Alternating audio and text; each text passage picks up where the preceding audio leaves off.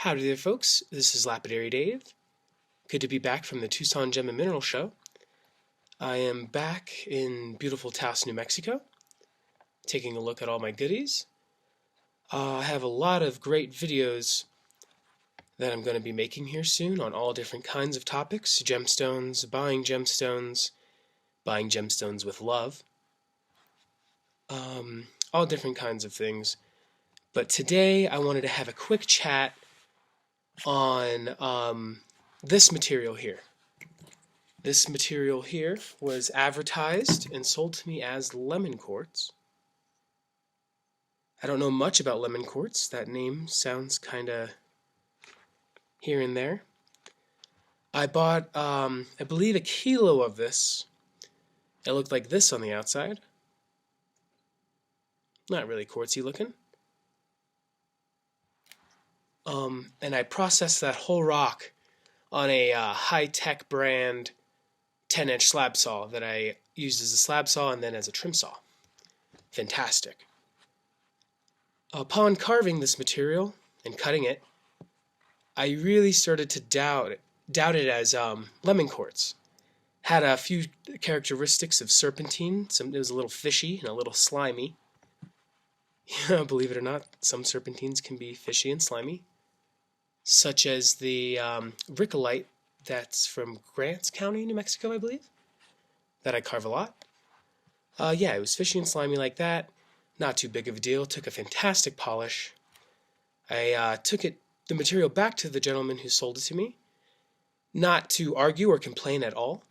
I was not disappointed. I paid maybe $12 or $14 for the whole kilo. Each and every one of these pieces, this is actually a smaller piece, is worth more than $15 after I work it.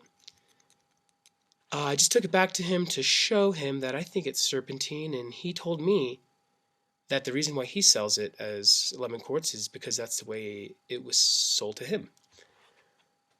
Perhaps in different countries, this just basic stone goes by different names.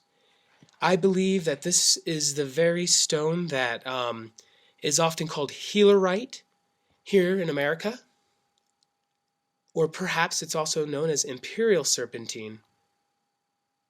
This piece I carved yesterday while I was trying to make this video, and it just didn't work out, so I'm going to be making it again. Yeah, fantastic material.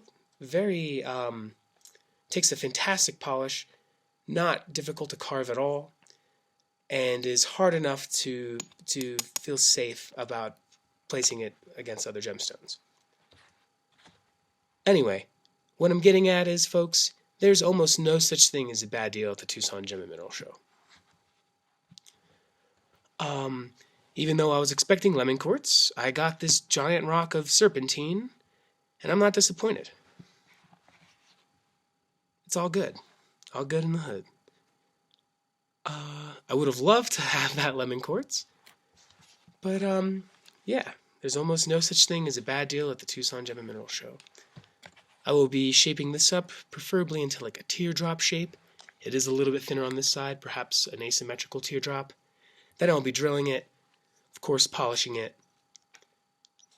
Yeah, showing this material some love. I apologize to the material. Anyway. Alrighty, folks. I'm over here at Little Blue. Little Blue is my little 6-inch 2-wheel Lortone. I have a little 80 grit wheel on here I got from Kent's Tool Supplies. Love Kent's. I think I paid like $45 for this wheel. Yeah, I like to do all my hogging on this to spare my Easy Cab. That's my rough sketch. I know it looks horrible. That's just the gist of the thin stuff I'm trying to get off. No real plans to have it look exactly like that. Let's rock and roll.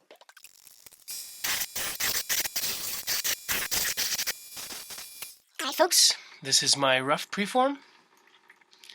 If anybody noticed me hop over to this wheel, it was to take off most of the Sharpie to not further influence my shape.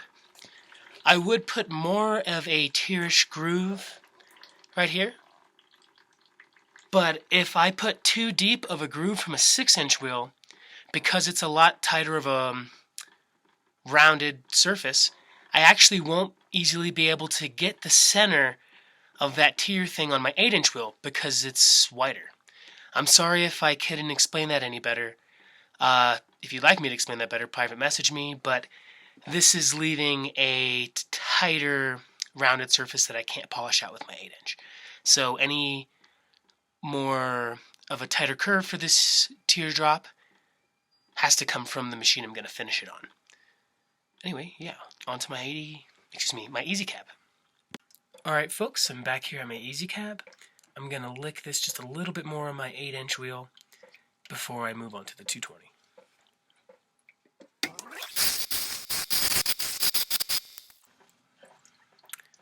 Alrighty folks, that's the new rough shape. A little bit more dramatic than it was before. Removed a lot of material, but that's okay. It's a very affordable stone.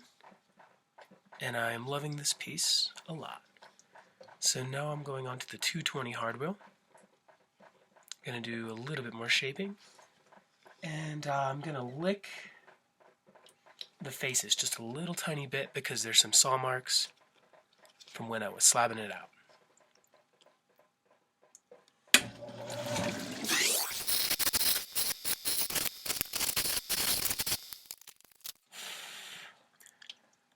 Alrighty folks, that is the beautiful piece of serpentine, grinded to 220 dry. This is what it looks like wet. Fantastic, fantastic material.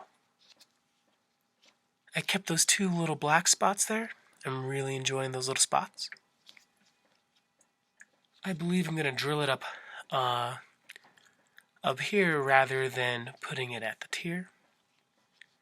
Excuse me, at the point. Yeah. Let's get on to 2-8.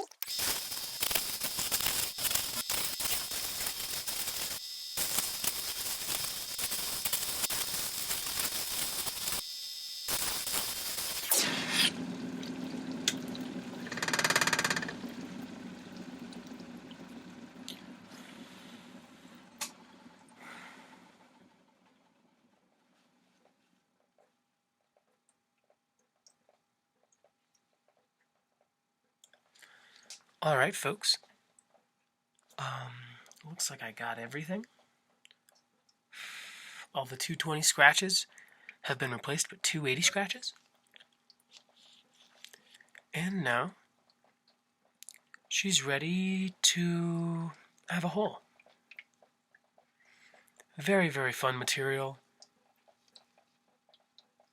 I think more and more about it, and I'm really happy to have this stone. What a fun mistake.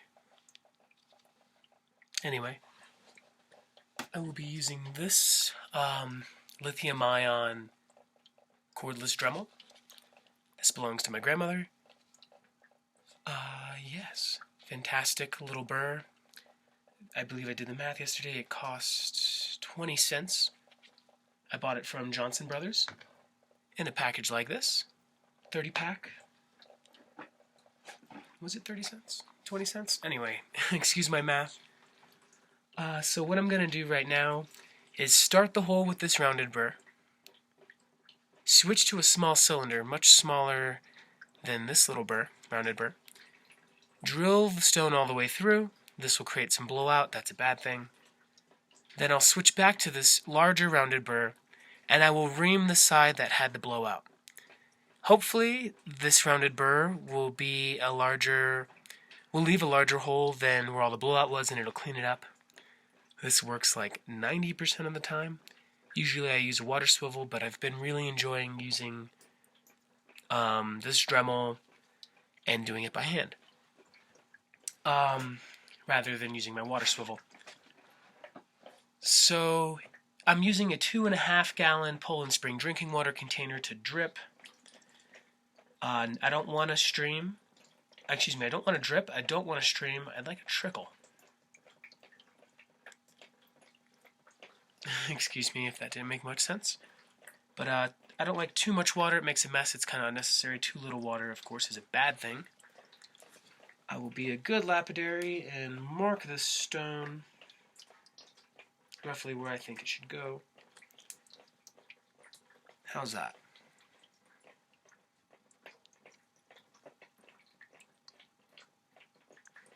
Nice.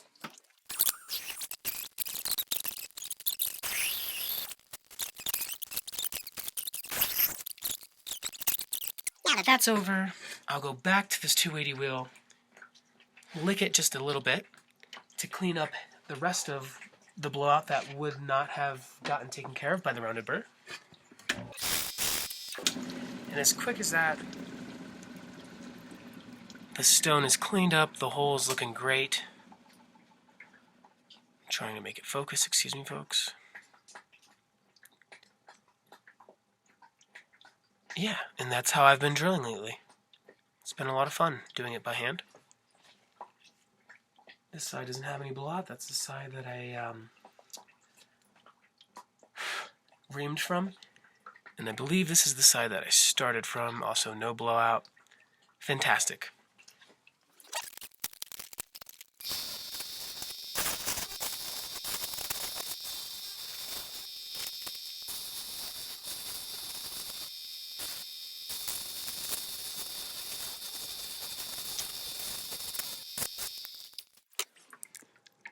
Alrighty folks, this is my 600 grit polish. I could easily burnish this or buff it with some diamond paste and it would leave a fantastic shine. Perhaps a little bit more like this. But I'm just going to go ahead and finish it off. Yeah, I'll take it to the 1200.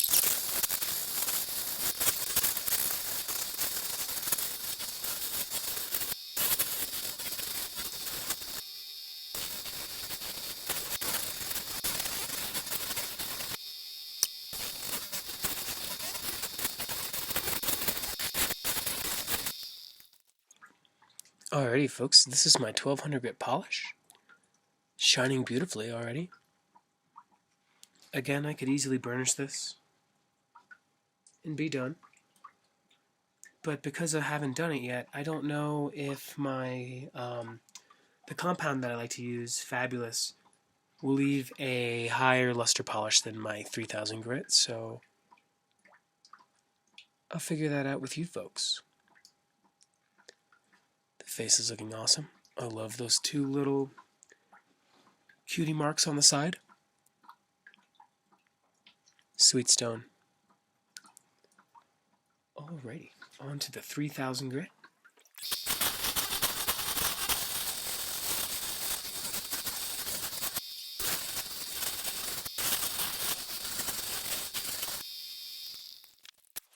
Alright folks, this is my 3000 grit polish. Looking fantastic as is. This stone over here that I grinded and polished yesterday is also at 3000. I did not burnish this. Yeah, I didn't burnish it. Had to think on that for a second. But yeah, fantastic polish. I'm loving this one a whole bunch too. Magatama style. Yeah, but I'm going to go burnish this. I wear a respirator and I'm going to take that outside. But yeah, I'll see you folks inside after I burnish it. Alright folks, here's that finished piece. Love those two black spots on the side there. I finished it up with a black artificial sinew. Put a copper backing bead on it so that it's adjustable and hangs in all the right places. Fantastic. I did end up burnishing it. I don't know if you folks can tell the difference. This one's finished at 3000. This one has been hit on my compound. With my compound.